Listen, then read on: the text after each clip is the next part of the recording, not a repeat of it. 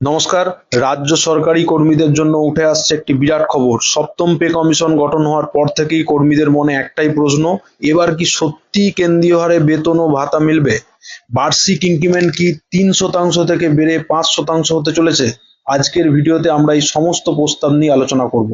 বর্তমানে যে হারে ইনক্রিমেন্ট দেওয়া হয় তা বাড়িয়ে ৫% পর্যন্ত করা যায় কিনা সেই সম্ভাবনা খতিয়ে দেখা হচ্ছে। এই প্রস্তাব কার্যকর হলে ডিএ বৃদ্ধির পাশাপাশি ইনক্রিমেন্টের কারণেও কর্মীদের বেতন এক ধাক্কায় অনেকটা বাড়তে পারে। পশ্চিমবঙ্গের সরকারি কর্মীদের বেতন কেন্দ্রীয় সরকারি কর্মীদের বেতনের সমকক্ষ বা কাছাকাছি আনা সম্ভব কিনা তা কমিশন গুরুত্ব দিয়ে বিবেচনা করছে।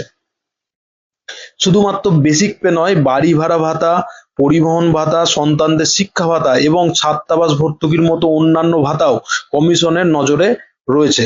এককালীন পেনশন পুনর্বহাল, অবসরের সময় জমা ছুটির হিসেব এবং ৩০শে জুন অবসর নেওয়া কর্মীদের অতিরিক্ত বেতন বৃদ্ধির মতো বিষয়গুলি আলোচনার তালিকায় রয়েছে। নতুন বেতন কাঠামোর ক্ষেত্রে বেসিক পে ঠিক কিভাবে নির্ধারণ করা হবে সেই দিকেও খতিয়ে দেখা হচ্ছে। কমিশনের কাজ এবং বিভিন্ন তথ্য কর্মীদের কাছে পৌঁছে দিতে একটি বিশেষ পোর্টাল চালু করার সিদ্ধান্ত নেওয়া হয়েছে। সরকারের মতে এর ফলে কমিশন নিয়ে অহেতুক বিভ্রান্তি কমবে এবং কর্মীরা সম্পূর্ণ যাচাই করা এবং নির্ভরযোগ্য তথ্য পাবেন। তবে কমিশনের কাজ এখনো প্রাথমিক পর্যায়ে রয়েছে এবং কোনো চূড়ান্ত সুপারিশ করা হয়নি। রাজ্যের সরকারি কর্মীদের বেতন কাঠামোকে আরও আকর্ষণীয় করে তোলার লক্ষ্যে সমস্ত রিপোর্ট জমা পড়ার পরই এ বিষয়ে চূড়ান্ত সিদ্ধান্ত নেওয়া হবে।